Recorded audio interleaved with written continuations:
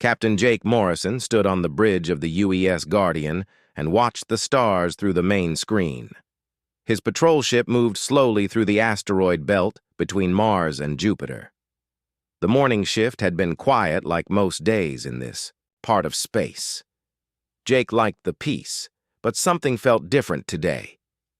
Lieutenant Ben Harris sat at the sensor station, and his face showed worry. He had been watching the long-range scanners for the past hour, and the readings made no sense. Objects were moving toward the solar system from deep space, and they were big. Jake walked over to Ben and looked at the display. 200 contacts showed on the screen, and they moved in perfect formation. No human ship could travel that fast or maintain such precise spacing. Jake felt his stomach drop as he realized what this meant. The communications officer, Lieutenant Sarah Kelly, turned from her station with wide eyes. She had been trying to contact the unknown ships for 10 minutes but received no response. The silence worried her more than any hostile message would have. Jake ordered Sarah to try again on all frequencies. This time a response came through the speakers. The voice sounded cold and mechanical even through the translation system. It spoke with the confidence of someone who had done this many times before. The alien voice identified itself as Admiral Crixtall of the Zephyrian Armada. The message was simple and direct. Humanity had been chosen for integration into the Zephyrian Empire. All human ships must power down their weapons and prepare for boarding. Resistance would result in the complete destruction of all human settlements. Jake looked around his bridge at his crew of 12 officers. They were good people who had signed up to explore space and protect Earth's interests. None of them had expected to face an invasion fleet on a routine patrol mission. The alien admiral continued his broadcast and explained that humanity had 48 hours to respond. All governments on Earth must surrender unconditionally or the Zephyrian fleet would begin destroying human cities one by one. The aliens had studied human communications and knew exactly where to strike for maximum effect. Lieutenant Harris reported that the alien ships had stopped just outside the orbit of Neptune. Their formation was defensive, but ready to advance at any moment. The ships themselves appeared to be made of some kind of crystal material that reflected light in strange ways. Jake knew he had to warn Earth immediately. He ordered Sarah to send an emergency transmission to Terra Station, where Admiral Lisa Kane commanded Earth's defense forces. The message would take several minutes to reach Earth, but every second counted now. While they waited for a response, Jake studied the alien fleet through the Guardian's telescopes. The Zephyrian ships were beautiful in a cold and threatening way. They looked like massive jewels floating in space with no visible weapons or engines. Yet somehow they had traveled between star systems and maintained perfect formation. Admiral Crixtall sent another message that included images of other worlds the Zephyrians had conquered. Peaceful civilizations that had surrendered without a fight and now served the Empire as worker colonies. The aliens seemed proud of their efficiency in converting free worlds into productive territories. Jake watched the recordings with growing anger. The Zephyrians treated intelligent beings like resources to be harvested and processed. They showed no respect for the cultures they destroyed or the lives they ended. To them, conquest was simply business. Terra Station finally responded to Jake's emergency transmission. Admiral Lisa Kane's voice came through clearly despite the distance. She thanked Jake for the warning and ordered him to maintain his position while keeping the alien fleet under observation. Help was coming, but it would take time to arrive. Jake wondered what kind of help Earth could send against 200 advanced alien warships. Humanity had barely developed faster than light travel, and their weapons were primitive compared to what these aliens might possess. The odds seemed impossible, but Jake had learned never to underestimate human determination. Lieutenant Kelly reported that the aliens were scanning the Guardian with some kind of energy beam. The ship's shields held, but the aliens were clearly studying human technology. They probably wanted to understand what they were dealing with before making their next move. Jake ordered his crew to begin their own scans of the alien fleet. If humans were going to fight these invaders, they needed to learn everything possible about Zephyrian technology and tactics. Every piece of information might make the difference between victory and extinction. The bridge fell silent as everyone focused on their tasks. Jake could feel the weight of responsibility on his shoulders. His small patrol ship had become humanity's first line of contact with an alien empire that had conquered 17 other civilizations. Whatever happened next would determine the future of the human race. Admiral Krickstahl's final message of the day was brief but chilling. The countdown had begun, and humanity had 47 hours and 30 minutes to surrender. The Zephyrian Empire had never failed to conquer a world, and they did not intend to start now. The aliens signed off with complete confidence in their inevitable victory. Admiral Krickstahl stood in the command center of his flagship and studied the tactical displays showing the human solar system. His crystalline body reflected the blue light from the control panels as he planned the conquest of this new world. The humans seemed typical of most species the Zephyrians encountered during their expansion across the galaxy. The Admiral's intelligence officers had been intercepting human communications for several hours now. Their translation computers worked quickly to decode the strange language these creatures used. What they discovered in those intercepted messages began to concern even the most experienced Zephyrian commanders. Commander Vexar approached the Admiral with a data tablet containing the preliminary analysis of human communications. The report detailed something the Zephyrians had never encountered before. These humans did not seem to discuss surrender or negotiation like other species. Instead, their military channels filled with tactical discussions and weapon deployment orders. Admiral Krickstahl reviewed the translated conversations between human military leaders. The tone was different from what he expected. Other species typically panicked when faced with Zephyrian demands. They begged for mercy or tried to bargain for better terms. The humans seemed to be planning something instead of accepting their fate. The translation computers had also accessed what humans called the Internet and found massive databases of information about human warfare. The Zephyrians learned that these creatures had been fighting wars for their entire recorded history. Every few years, they found new ways to kill each other more efficiently. Commander Alex Turner received orders from Terra Station to begin what humans called psychological warfare. His scout ship UES Falcon moved closer to the alien fleet while broadcasting selected recordings from human military history. The aliens would learn exactly what kind of species they had chosen to conquer. The first broadcast showed human soldiers fighting in a place called Stalingrad during something humans named World War II. Zephyrian analysts watched in horror as humans continued fighting even when their city was completely destroyed around them. The creatures refused to surrender even when faced with certain death.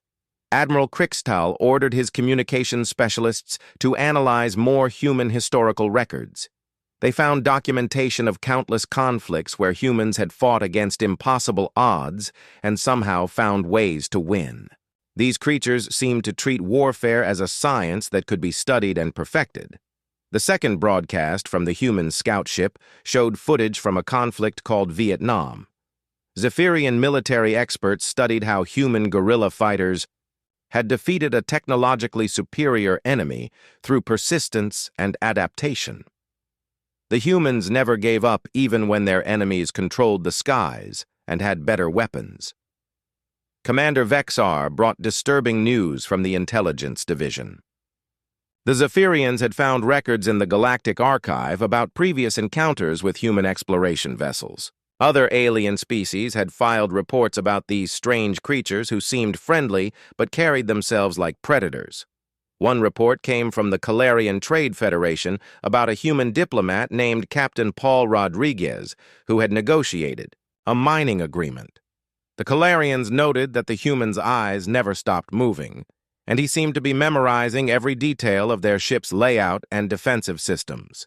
They felt like prey being studied by a hunter. Another report described a human research team that had visited the peaceful Altarian colonies to study their agriculture. The humans asked detailed questions about population centers, transportation, networks, and communication systems. The Altarians realized later that the humans had been conducting what they called reconnaissance under the cover of scientific research. Admiral Krixtal began to understand that these humans might be different from other species the Zephyrians had conquered. Most civilizations developed technology for exploration, trade, or defense. The humans seem to have developed their technology specifically for warfare and expansion. The third broadcast from Commander Turner showed human military training exercises. Zephyrian officers watched as human soldiers practiced fighting in every possible environment from Arctic wastelands to desert storms. These creatures prepared for wars that had not even started yet. The humans also showed recordings of their weapons testing. The Zephyrians saw primitive but effective devices designed to cause maximum destruction. Human engineers seemed to take pride in creating new ways to eliminate their enemies quickly and efficiently. Commander Vexar reported that human military communications included discussions about something called the Geneva Convention. The Zephyrians learned that humans had created rules for warfare because their conflicts had become so destructive that they threatened to eliminate their entire species. Admiral Krixtal found this information deeply disturbing. Most civilizations developed weapons for protection or hunting. The humans had created weapons so terrible that they needed laws to prevent themselves from using them. What kind of species created rules to limit their own capacity for destruction? The final broadcast from the human scout ship showed footage from recent conflicts in places called Iraq and Afghanistan. Zephyrian military analysts noted that human soldiers adapted their tactics based on enemy behavior. They learned from every engagement and shared that knowledge with other units across the battlefield. The Zephyrian fleet's morale began to suffer as more reports came in about human military capabilities. These creatures had spent thousands of years learning how to fight wars more effectively. They had turned killing into an art form that they continuously refined and improved. Admiral Krixtal called a meeting with his senior commanders to discuss the new intelligence about human warfare. For the first time in his military career, he began to question whether the Zephyrian Empire had chosen the right target for conquest. These humans seemed to be natural-born warriors who lived for conflict and challenge. Commander Vexar suggested that they should request additional reinforcements before proceeding with the invasion. The human broadcasts had shown that these creatures were not typical prey species. They might actually pose a real threat to Zephyrian forces, despite their primitive technology. The admiral considered his options while studying the tactical displays. His fleet had conquered 17 civilizations without significant losses, but none of those previous enemies had spent their entire history perfecting the art of warfare like these humans apparently had done. Deep in the shadow of Jupiter, where the gas giant's massive bulk blocked most sensor readings, something stirred in the darkness. Hidden construction docks that had been secret for 5 years began opening their protective shields. What emerged from those hidden depths would change the balance of power in the solar system forever. The UES Vengeance slowly moved away from its concealment and into open space. The ship was enormous compared to the small patrol vessels and exploration craft that other species had seen from humanity. This was something entirely different, and its design spoke of only one purpose, which was to end conflicts through overwhelming force. Captain Sam Rodriguez stood on the bridge of the Vengeance and felt the weight of command settling on his shoulders. He had trained for this moment for 3 years since the ship's construction began. Every system on board had been tested and retested until the crew could operate them perfectly, even under extreme stress. Lieutenant Amy Foster sat at the tactical station and ran final checks on the ship's weapon systems. The railguns were charged and ready, while the missile bays held enough firepower to level a small moon. She had studied every piece of intelligence about Zephyrian technology and planned countermeasures for their most likely attack patterns. Commander, Rick Stone monitored the engineering section where the ship's massive fusion reactors provided power for weapons and shields. The Vengeance carried more energy generation capacity than most space stations. Every system was designed for sustained combat against multiple enemies simultaneously. Captain Rodriguez activated the ship's communication system and sent a message to Admiral Lisa Kane at Terra Station. The Vengeance was operational and ready to engage the alien invasion fleet. All crew members were at their stations and prepared for immediate combat operations. The ship's design reflected everything humans had learned about warfare over thousands of years. Unlike the elegant curves and artistic beauty of alien vessels, the Vengeance looked like what it was, which was a weapon built by predators who understood that survival required the ability to destroy threats completely. Lieutenant Foster reported that long-range sensors had detected the Zephyrian fleet maintaining position near Neptune. The aliens seemed to be waiting for something, but their formation suggested they were ready to advance toward Earth at any moment. The countdown to their ultimatum still had 36 hours remaining. Captain Rodriguez ordered the ship to begin its approach toward the alien fleet. The Vengeance moved slowly and deliberately, without any attempt at stealth or deception. He wanted the aliens to see them coming and have time to understand exactly what they were facing. The ship's armor was designed using lessons learned from studying captured alien technology, combined with human engineering principles. Multiple layers of composite materials could absorb energy weapons, while kinetic barriers deflected physical projectiles. The Vengeance was built to take damage and keep fighting. Commander Stone reported that all defensive systems were operating at full capacity. The ship's shields created multiple overlapping energy fields that could stop most known weapon types. Emergency repair systems stood ready to fix damage during combat, while backup generators could maintain power even if the main reactors were damaged. Lieutenant Foster had studied Zephyrian tactics from their previous conquests and developed strategies specifically designed to counter their preferred attack patterns. The aliens relied on superior speed and energy weapons to overwhelm their enemies quickly. The Vengeance was designed to absorb their initial assault and respond with devastating firepower. Captain Rodriguez reviewed the crew roster and felt confident in their abilities. Every officer and enlisted person on board had been selected for their skills and psychological profile. They were people who could function effectively under extreme stress and make quick decisions when lives depended on their actions. The ship's artificial intelligence system, designated ARES, provided tactical analysis and target identification during combat. The computer could process information faster than any human and coordinate defensive measures automatically. However, all weapon systems required human authorization before firing to ensure proper rules of engagement were followed. Lieutenant Foster activated the long-range communication array and began broadcasting a message toward the Zephyrian fleet.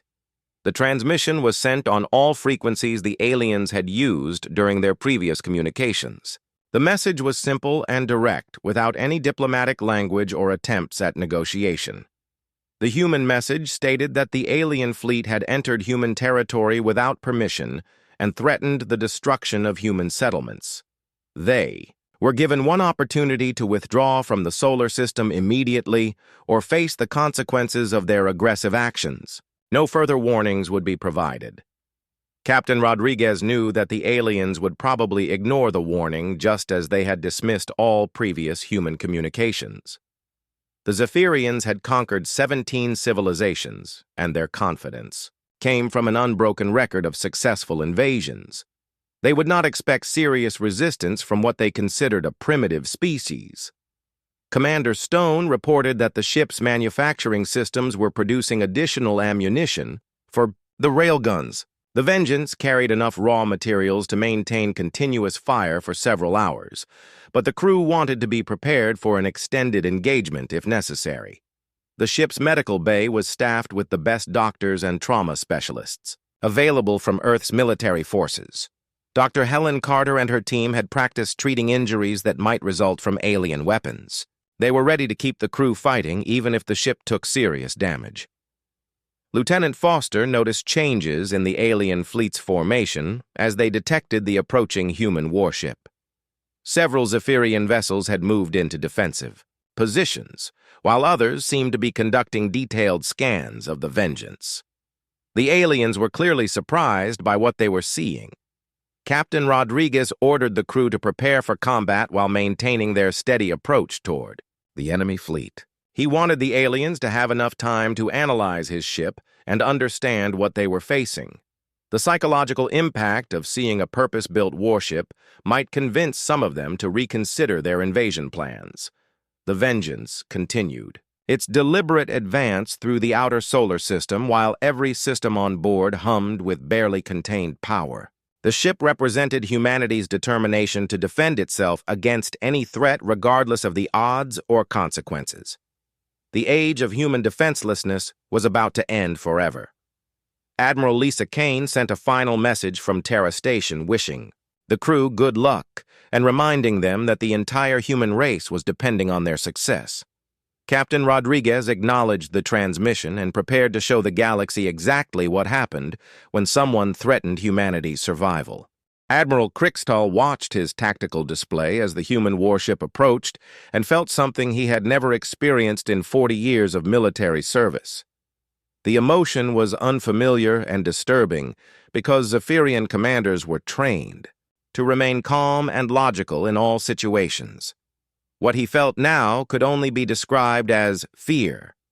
The sensor readings from the approaching human vessel made no sense according to Zephyrian military doctrine. Every successful civilization in the galaxy built their warships for speed and elegance with energy weapons that could disable enemies without causing unnecessary destruction. The human ship seemed designed with completely different principles in mind. Commander Vexar approached the Admiral with updated intelligence reports about the human vessel.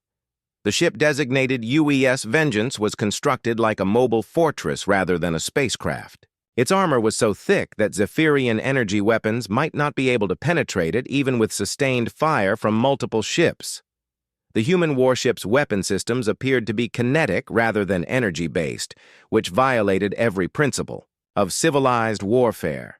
Kinetic weapons were crude and destructive, causing permanent damage that could not be easily repaired. Most advanced species had abandoned such primitive technology thousands of years ago. Admiral Crixtall studied the approaching ship through his flagship's telescopes and noticed details that disturbed him even more. The human vessel had no aesthetic considerations in its design whatsoever. Every surface and component existed solely to support the ship's combat capabilities. This was not a ship built by explorers or diplomats. The Zephyrian tactical computer analyzed the human ship's approach pattern and provided projections that chilled the Admiral's crystalline blood. The Vengeance was not attempting any fancy maneuvers or trying to intimidate the alien fleet. It simply advanced with the steady inevitability of a natural disaster that could not be stopped or reasoned with. Commander Vexar reported that several captains in the fleet were requesting permission to withdraw to a safer distance. The sight of the human warship had shaken their confidence in Zephyrian superiority. These were experienced officers who had participated in multiple conquests, but they had never faced anything like this before. The human ship continued its relentless advance while maintaining perfect formation and weapon discipline.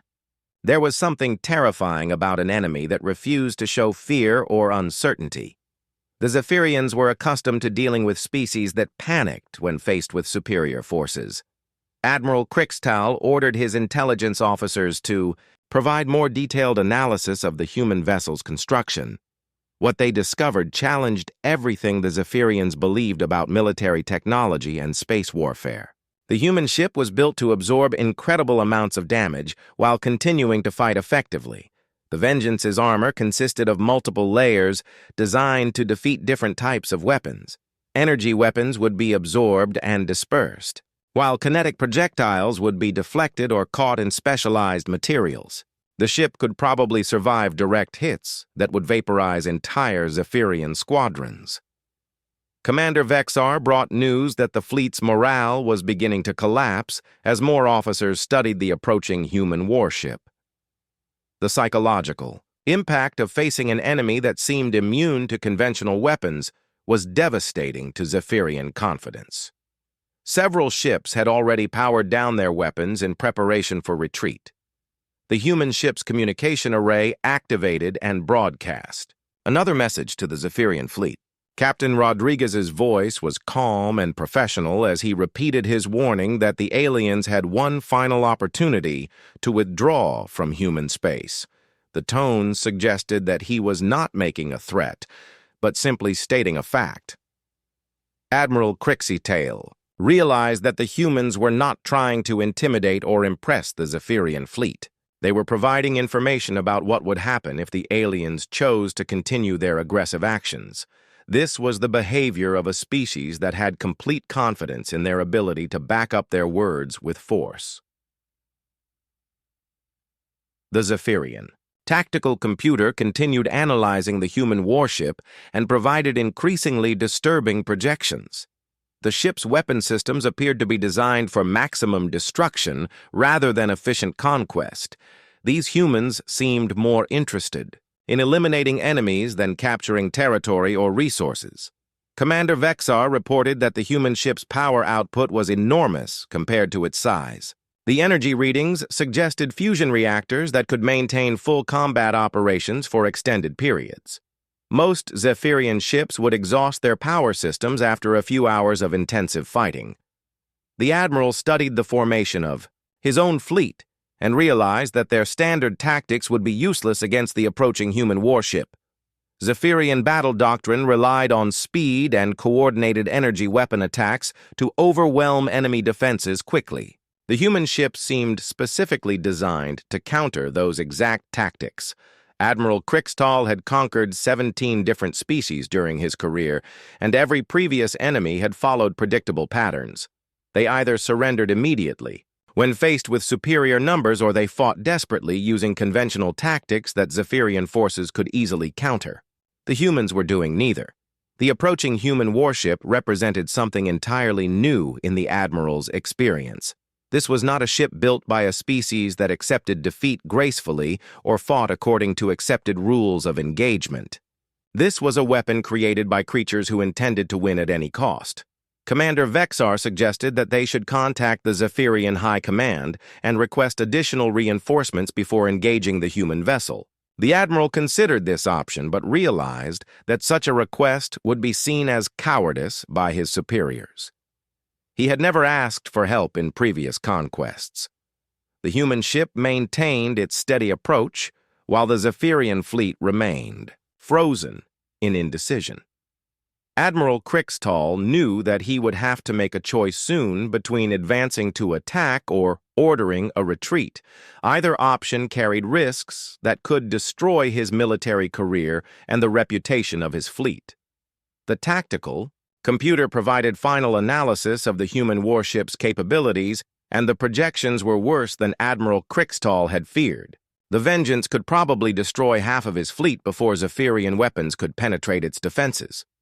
The remaining ships would be damaged and demoralized, making them easy targets for cleanup operations. Commander Vexar reported that several captains were now openly requesting permission to withdraw their ships from the engagement zone. The sight of the human warship had convinced them that this conquest would be different from all previous operations. They were facing an enemy that had been specifically designed to kill Zephyrians efficiently and without mercy. Captain Rodriguez stood on the bridge of the Vengeance and watched the alien fleet through the main display. The Zephyrian ships maintained their formation, but he could see signs of hesitation in their movements. Several vessels had powered down their weapons, while others seemed to be preparing for retreat rather than attack. Lieutenant Amy Foster reported that the alien fleet had stopped responding to human communications and appeared to be conducting internal discussions. Their formation showed increasing disorder as individual captains made independent decisions about positioning. The unified command structure was beginning to break down under pressure. Commander Rick Stone monitored the ship's weapon systems and confirmed that all railguns were charged and ready for immediate firing. The missile bays contained enough ordnance to engage multiple targets simultaneously, while the point defense systems stood ready to intercept incoming projectiles. Every system on the ship hummed with barely contained destructive power. Captain Rodriguez made the decision that would change the course of galactic history.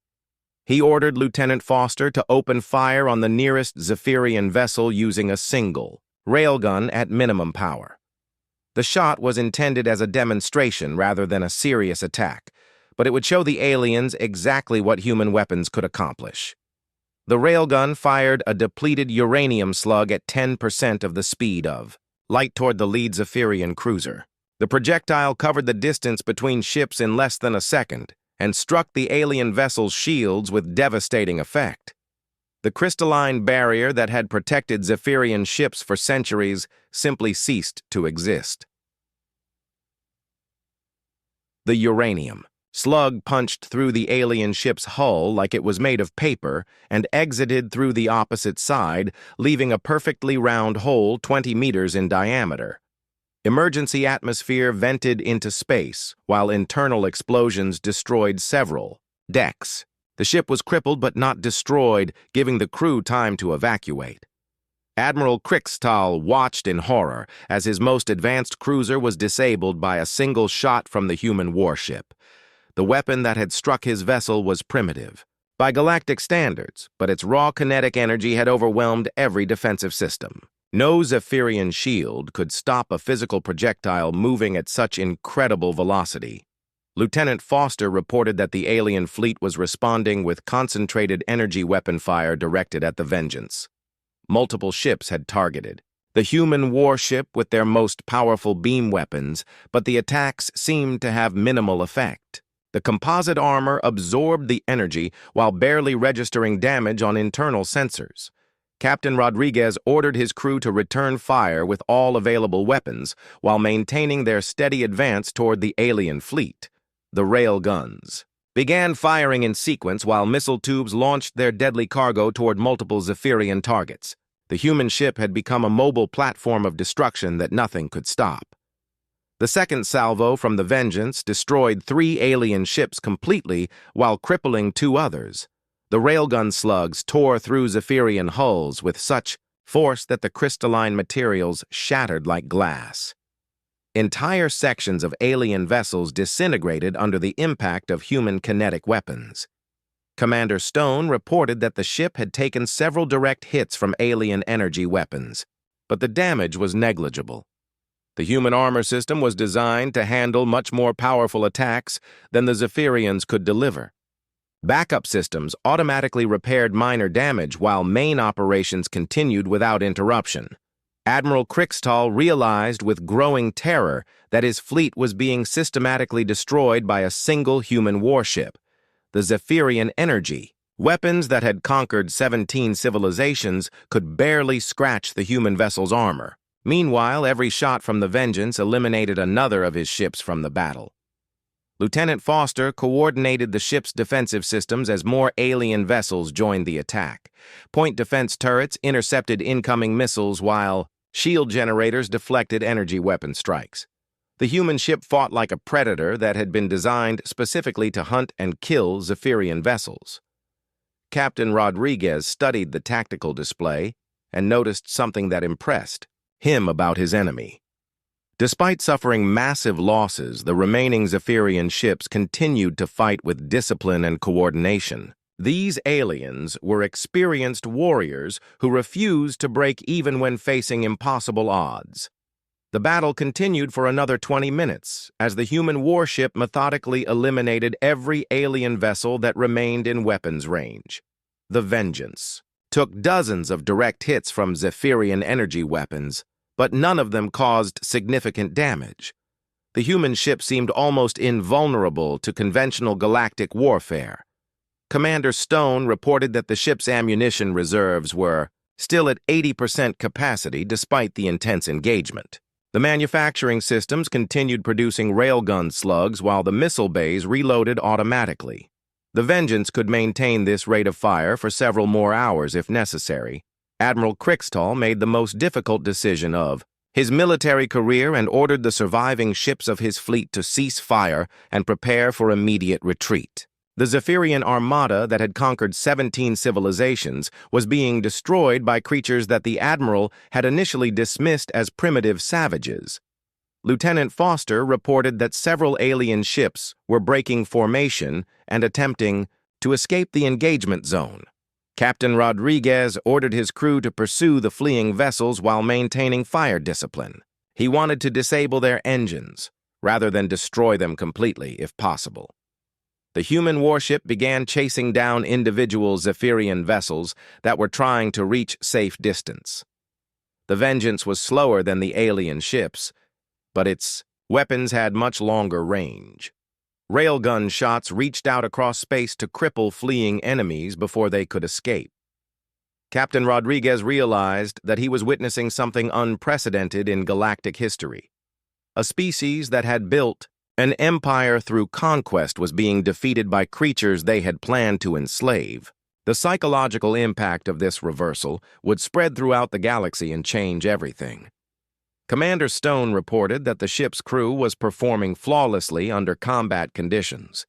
Every department worked with precision and efficiency, while maintaining high morale despite the intense fighting.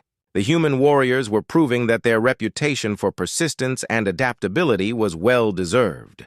The battle ended when Admiral Kriegstall transmitted an unconditional surrender on all frequencies. His fleet had been reduced from 200 ships to fewer than 30 operational vessels.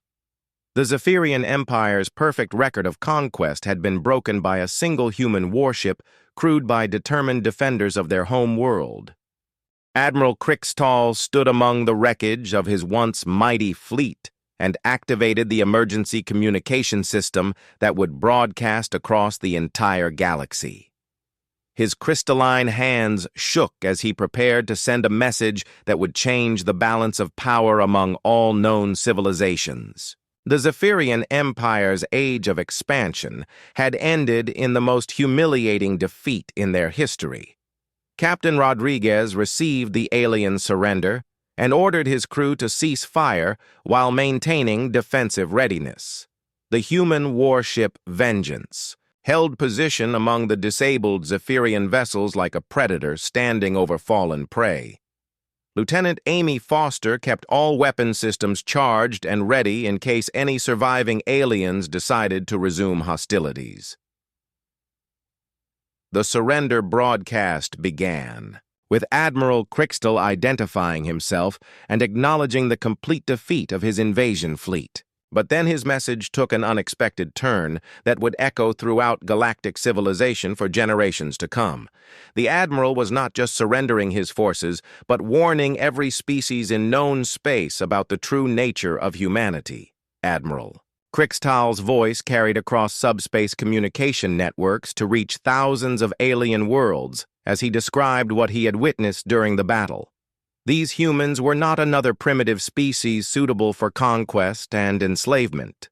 They were something far more dangerous that had been hiding their true capabilities until the moment of crisis. The Zephyrian Admiral explained that humans did not fight like other civilizations who engaged in warfare for territory or resources. These creatures fought because they remembered every threat and every attack that had ever been made against them. They were a species that had evolved to be persistent predators who never gave up once they identified an enemy. Captain Rodriguez listened to the alien broadcast and realized that Admiral Kriegstall was providing humanity with something more valuable than military victory. The defeated Admiral was giving humans a reputation that would protect them from future aggression. Other species would think twice before threatening a civilization that could destroy the mighty Zephyrian armada. Commander Rick Stone reported that rescue operations were beginning among the disabled alien vessels. The human crew had orders to provide medical assistance to wounded Zephyrians while securing any survivors as prisoners of war. Captain Rodriguez wanted to demonstrate that humans could show mercy to defeated enemies when appropriate. Admiral Kriegstall continued his galactic broadcast by describing the human warship that had destroyed his fleet. The Vengeance was not built for exploration or even normal military operations. It was a weapon designed by creatures who understood that some conflicts could only be resolved through the complete elimination of threats to their survival. The alien admiral's voice grew more urgent as he warned other species that humans possessed technology specifically designed to counter conventional galactic warfare.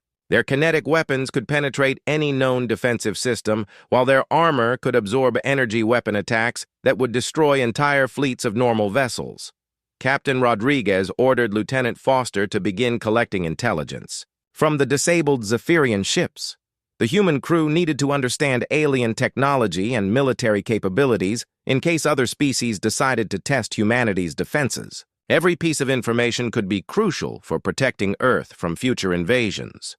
Admiral Krixtal's broadcast reached the homeworlds of dozens of alien civilizations and caused immediate panic among their military commands.